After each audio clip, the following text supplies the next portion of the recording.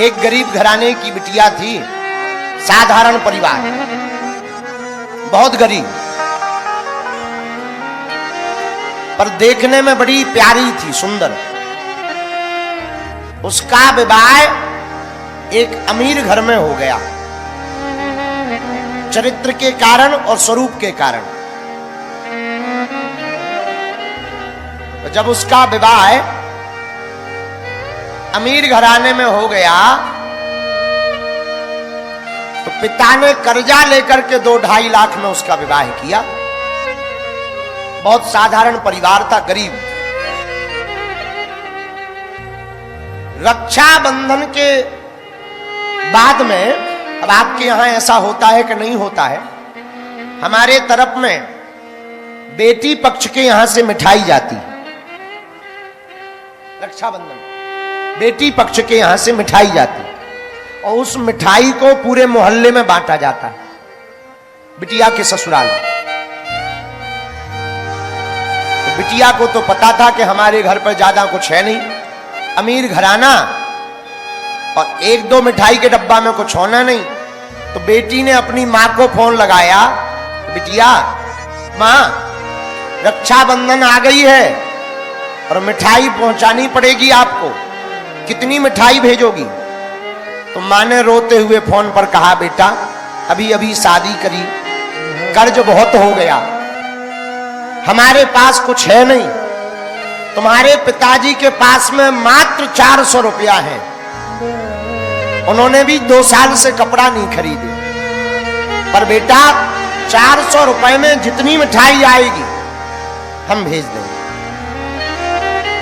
तो बेटी ने कहा, मां, 2, 4, 5 किलो मिठाई में यहां कुछ होना नहीं है, हंसी और हो जाएगी, सासू मां ताने और देगी कि बिटिया मिली तो सूखी, कुछ तो मिला ही नहीं, ऊपर से हमारा स्वागत भी नहीं ठीक से कर पाए, नियम भी पूरा नहीं कर पा रहे, तो तुम कुछ मत भेजो।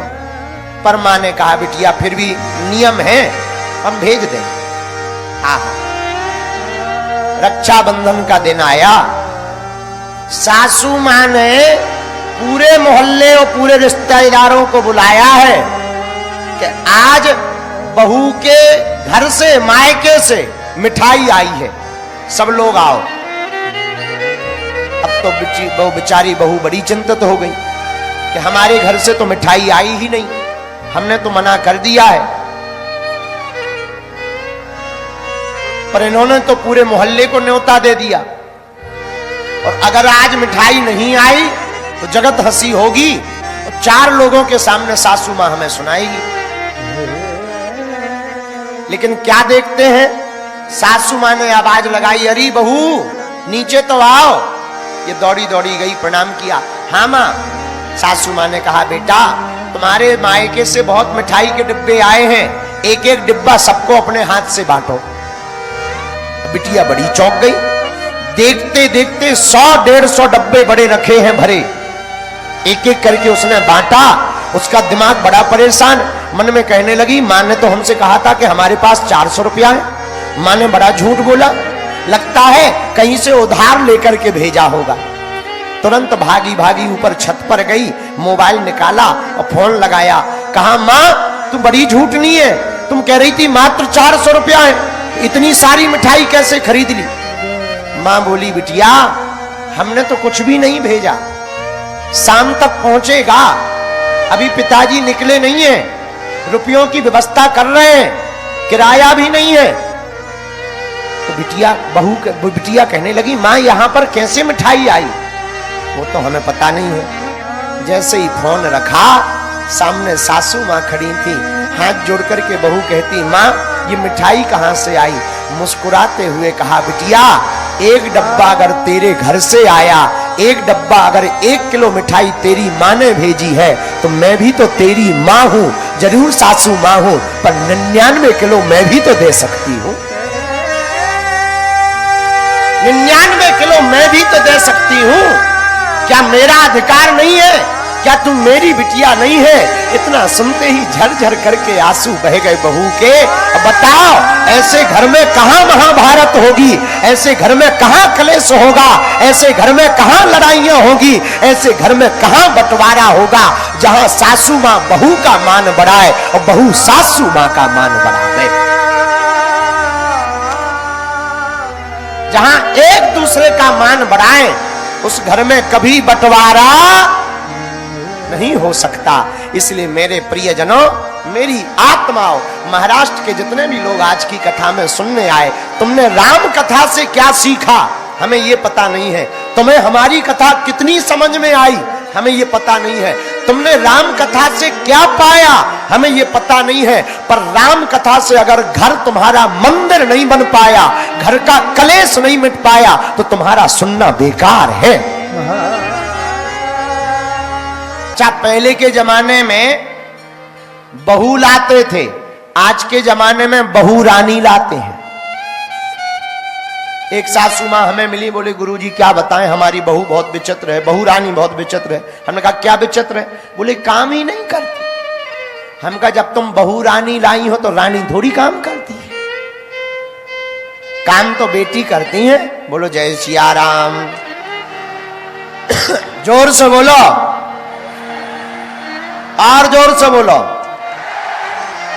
अच्छा, एक और द्वंद हमने देखा घरों में, बहू चाहती है जो सासू मां मिले वो ऐसी मिले कि हमें बेटी की तरह रखे, सासू मां चाहती जो हमें बहू मिले वो ऐसी मिले जो हमें मां की तरह रखे, मां की तरह देखे, पर दोनों में विरोधाभास है। बेटी चाहती है सासू मां के जो बहू बनकर आए वो बिटिया की तरह रहे, पर खुद मां नहीं बनना चाहती है। बहू चाहती है सासू मां की जगह मां कि जो सासू मां में मिले वो हमें बिटिया की तरह रखे, स्वयं मां की तरह रहे, पर स्वयं बेटी बनकर के नहीं जाना चाहती है। अगर घरों में सासू मां बहुओं को बेटी मान ले और बहुएं सासू मां को सासू हटा दें, अपनी मां मान ले, तो घरों की महाभारत बंद हो जाएगी। बोलो जय सिया राम। वरना आजकल जितने भी बंटवारा होते हैं शादी के बाद ही होते हैं, और हमें जितनी आजकल आज तक माताएं मिली वो ऐसे ही मिली, गुरुजी इतनी जानकारण है वो बहू ऐसो वशीकरण कर दो हमारे बेटा पे कि हमारी तो सुनता ही नहीं है। बताओ लो, बोलो जय सिया राम, जोर से बोलो। ये वशीकरण का प्रभाव नहीं है, संस्कार का प्रभाव है। इसलिए हमारी प्रार्थना। अच्छा, एक और है, बुरा न मानना, हर मां चाहती है कि हमारी बेटी जिस घर में जाए वहां काम ना करना पड़े, ऐसा घर मिले, पर बहू ऐसी चाहती है कि जो भी बहू आए वो पूरा काम करे। बेटी ऐसी घर में जाए जहां काम ना करना पड़े, बहू ऐसी आए जो पूरा काम करे। कितनी विचित्र विरोधाभास वाली बात है। हम यही कहेंगे, इस प्रकार से घरों में महाभारत होती है, घर टूट जाते हैं। सासू और बहू रानी का रिश्ता बड़ा नाजुक रिश्ता होता है। हम बहुओं से भी प्रार्थना करेंगे कि एक बात ध्यान देना, तुम्हारे कारण घर टूट ना जावे, किसी का घर टूट ना जावे। एक बात और बहुत विनम्रता पूर्वक कहें, घर घर महाभारत हो रही आजकल, घर घर विद्रोह है, घर घर में किसी की बनती नहीं है। पर हम दो बातें प्रार्थना करके जाएंगे महाराष्ट्र के लोगों, बहुत विनम्रता पूर्वक अपने घर के कलेश को मिटाना है ना, अपने घर की लड़ाई को मिटाना है ना, तो ये तेरा ये मेरा ये बंद कर दिया जाए। बहू सास का मान बढ़ावे और सासू मां बहू का मान बढ़ावे तो घर घर का संग्राम मिट जाएगा। दोनों एक दूसरे के विरोधी हैं। इन्होंने हमारे लिए क्या किया, इन्होंने हमारे लिए क्या किया, अरे तुम्हारे मायके वालों ने दिया ही क्या। हम यही प्रार्थना करें, जिसने अपनी बिटिया को दे दिया अब क्या चाहिए, अपने कलेजे के टुकड़े को दे दिया अब क्या चाहिए। और बहुओं से भी प्रार्थना है कि तुम किसी के घर में जाओ, उसको ये मत मानो ये पराए हैं ये अपने हैं, उनको अपना घर मानो। क्योंकि बिटिया तुम किसी के घर जा रही और अगर कुछ भी उपद्रव हुआ तो तुम तो बदनाम होगी ही, तुम्हारे माता पिता के ऊपर भी उंगली उठाई जाएगी। इसलिए माता पिता के ऊपर उंगली ना उठे। इसलिए बिटिया बहुत सावधानी पूर्वक जाना। बहुत सी बेटियां, अब कहना चाहिए कि नहीं कहना चाहिए, एकाधिकार में जीती। हमारे एक संत हमको कह रहे थे, भारत में अगर बेटियों को माता पिता के रखने का अधिकार होता तो एक भी वृद्धाश्रम भारत में नहीं होता। अगर बेटियों को माता पिता को रखने का अधिकार होता बेटों की जगह। लेकिन हम एक बात इसमें जोड़ रहे हैं, क्या अगर बहुएं ही सास ससुर को माता पिता मान ले तो भी भारत के वृद्धाश्रम बंद हो सकते हैं। अगर बहुएं ही सास ससुर को माता पिता मान लें, लेकिन अब तो समय बड़ा विचित्र है, अलग अलग परंपरा भाव से जीते हैं। फोन मोबाइल जब से आगे को लगो आगो तब से बड़ी आफत है। हलो करके तुरंत मायके में पूछ लेती है कि सब्जी बनाए कि ना बनाए। मायके से तुरंत कह दिया जाता तुम अपने लिए बना लो और स्वामी जी के लिए बना लो, बाकी ठटरी बराने दो। जिस बेटी का मोह मायके से विवाह के बाद ज्यादा दिनों तक अत्यधिक लगा रहता है, उसके घर में निश्चित रूप से कलेश प्रारंभ हो जाता है। तो मोह तो होना चाहिए, अति मोह तो जहां विवाह हुआ है उस घर में होना चाहिए। बोलो सीताराम, जोर से बोलो। भगवान तो आज भी तैयार है मिलने को, बस कोई देखने वाली पहचान करने वाली आंख मिले। देखो, महात्मा को देखना है तो श्रद्धा की आंख चाहिए, खुद को देखना है तो ज्ञान की आंख चाहिए, और परमात्मा को देखना है तो भक्ति की आंख चाहिए। जो सरल हो जाएगा, जो विनम्र हो जाएगा। अच्छा, सरल क्या है? सरल में 3 अक्षर है। कितने? बोलो बोलो, कौन कौन? सा, रा और ला। इन तीनों से मिलकर के बना है सरल। सरल का अर्थ क्या? सा माने सीता, रा माने राम, ला माने लक्ष्मण।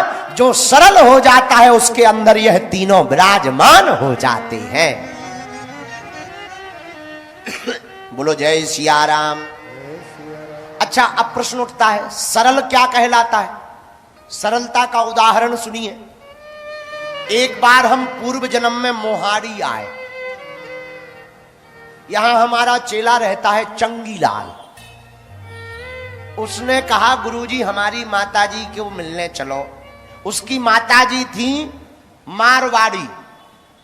मारवाड़ी जानते हो? मारवाड़ी जानते हो ना? हाँ, मारवाड़ी। एक माताजी तो मारवाड़ी बैठी भी है। हाँ, तो मारवाड़ी बैठे हैं दोनों। हो, अच्छी बात, बहुत अच्छी बात। जय हो मारवाड़ी। मारवाड़ी बहुत खतरनाक होते हैं। ये 1 रुपया खर्च नहीं करेंगे, हाँ, पर दूसरे के जेब में छोड़ते भी नहीं है। तो बुरा ना मानना, मजाक की बात है कि कल के दिन अभी एक आफत से निपटे नहीं है, कल तुम लोग फिर काला झंडा लेके घूमने लगो। बड़ी आफत है। बोलो सीताराम। बोलो सीताराम। तो उसकी माताजी मारवाड़ी थी, वो हमें घर ले गया। बोले गुरुजी घर चलिए। हमने कहा चलिए। तो हमको देख करके उसकी माताजी बोली गुरुजी थारे खुर लागू। खुर माने होता है चरण। मारवाड़ी में चरण को कहते हैं खुर। बोले गुरुजी थारे खुर लागू, मतलब तुम्हें प्रणाम करूं। तो खुर माने होता है चरण। अच्छा, खुर चरण भी कहलाते हैं, और गैयों के बछड़ों के भी खुर होते हैं।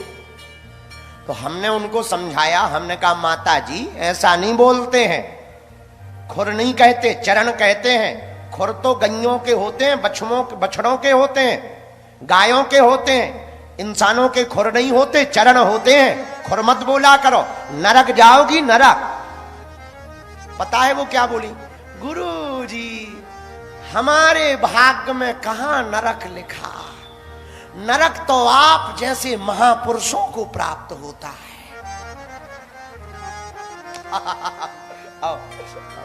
अब उन्होंने कहा बड़े सीधेपन में, पर इतना भोलापन, इतना भोलापन, बस इसी का नाम सरलता है। जिसके अंदर ऐसी सरलता आती है, जैसे ही हमने सुना सो हम हंस गए, उसी प्रकार हमें लगता है कि भगवान का भक्त जब सरल हो जाता है तो भगवान भी खिलखिला करके हंस पड़ता है। सरलता का दूसरा उदाहरण सुनो। यही तुमसर में दो माताजी पैदल जा रही थी पानी भर करके। एक माताजी बोली तुम्हें पता है अपने गांव के सरपंच कोमा में चले गए, कोमा में। दूसरी बोली अमीर आदमी है कहीं भी जा सकते हैं। अब बताओ, अब बताओ, बताओ। अब वो सरल है, उसे पता ही नहीं कोमा होता क्या है, तो वो कह रही अमीर है, सरपंच है, प्रधान है, कहीं भी जा सकते हैं। हम बगल में खड़े थे, अरे हमने कहा माताजी वो मर भी या चले गए, तुम कह रही कहीं भी जा सकते। बोलो सीताराम। ऐसी सरलता जिसके अंदर आ जाती है वही भगवान का भक्त प्यारा हो जाता है। बोलो रामचंद्र भगवान की। इसीलिए परमात्मा को पाना है तो सरलता को हृदय में लाना है, सरल बनना है, विनम्र बनना है, कठोर नहीं बनना है। भगवान को पाना है तो महात्माओं के चरणों को पकड़ना है, भगवान को पाना है तो भगवान का हो जाना है। बोलो रामचंद्र भगवान की जय, हनुमान जी महाराज की जय। तो कल भगवान कथा में अवतरित हुए कहां? अबद घर आनंद भयो जय रघुवर लाल की। अबद घर आनंद भयो जय रघुवर लाल। कल हो गया ये, तुम लोग आए नहीं थे। कौन कौन आया था? हम कल की सूचना और दे दें आज की कथा सुनाने के पहले। कल भगवान की शादी है, पीले कपड़ा पहन करके आना, ठीक है? आज नहीं कल। और बाराती कौन कौन है जरा हाथ उठाओ। ठीक है, हाथ नीचे कर लो। घराती बस इतना ही। हाँ तो भाई साहब तुम कन्या पक्ष की तरफ से हो, ठीक है, खड़े हो जाओ। इन पे जरा कैमरा करो भैया, ये बेटी पक्ष की तरफ से है। हाँ पेन कागज ले लो, नोट कर लो दहेज।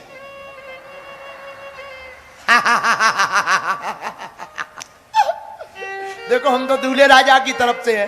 खैर दहेज देना पाप है, पर प्रभु श्री राम सबका बाप है। बैठ जाइए, बैठ जाइए। धन्यवाद, धन्यवाद। अच्छा कल राम जी की शादी है, कल विवाह होगा, लेकिन आज की कथा में सुन लीजिए। जब भगवान अयोध्या में प्रकट भये, आहा, अरे आई, आहा, जब राम जी अयोध्या में आए, मनी महात्मा देवता गण सब बोले क्या?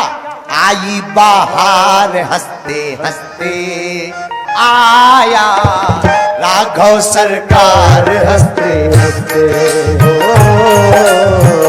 आई बाहर हंसते हंसते आया राघव सरकार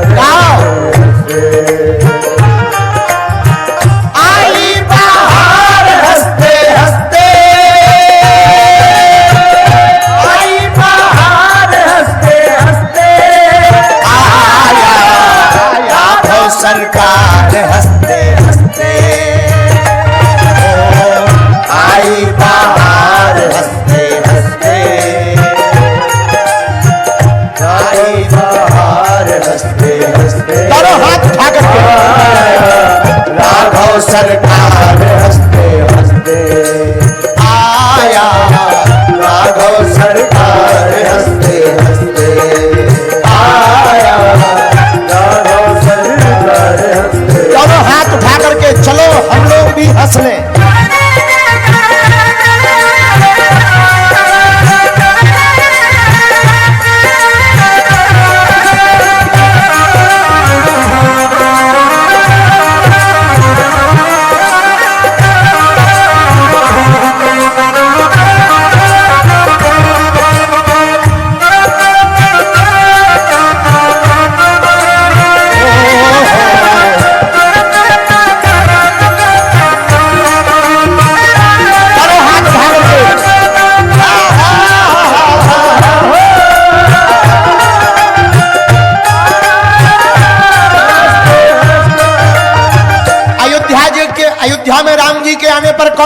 प्रसन्न हैं। और कल कथा में राम जी आए, कौन कौन प्रसन्न है जरा हाथ उठाओ ना। तो ताली कौन बजाएंगे? वेस्ट इंडीज वाले। हाँ, आई बाहर हंसते हंसते आया राघव सरकार हंसते गाओ। हंसते हंसते आया राघव सरकार हंसते हंसते। अच्छा, आया कौन है तो सुनो। हाँ, भरत जी का भाई आया, जनक का जमाई आया। भरत जी का भाई आया, जनक का जमाई आया। भरत जी का भाई आया, जनक का जमाई आया।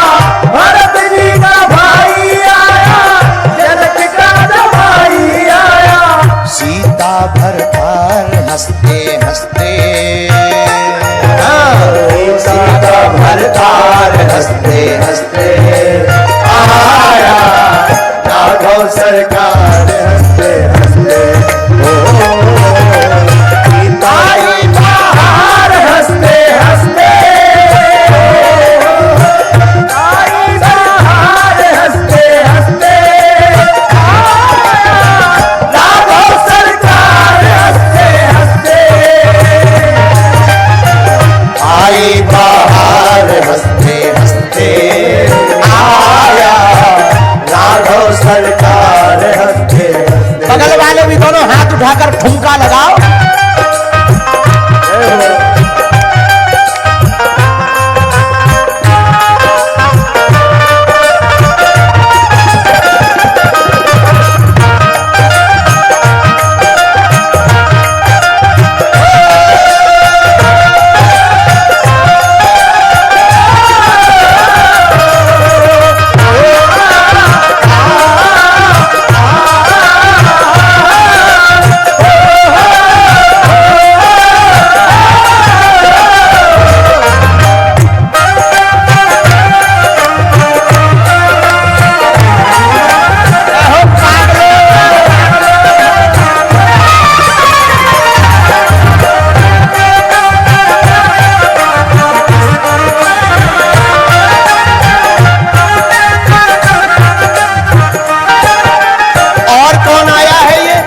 नाथों का नाथ आया, करने सनाथ आया। नाथों का नाथ आया, करने सनाथ आया। नाथों का नाथ आया, करने सनाथ आया। पीछे वाले दोनों हाथ उठाकर गाओ। करने सनाथ आया। सृष्टि सुधार हंसते हंसते, सृष्टि सुधार हंसते हंसते आया राघव सरकार हंसते हंसते। आई बाहर हंसते हंसते, आई बाहर हंसते हंसते राघव सरकार हंसते हंसते।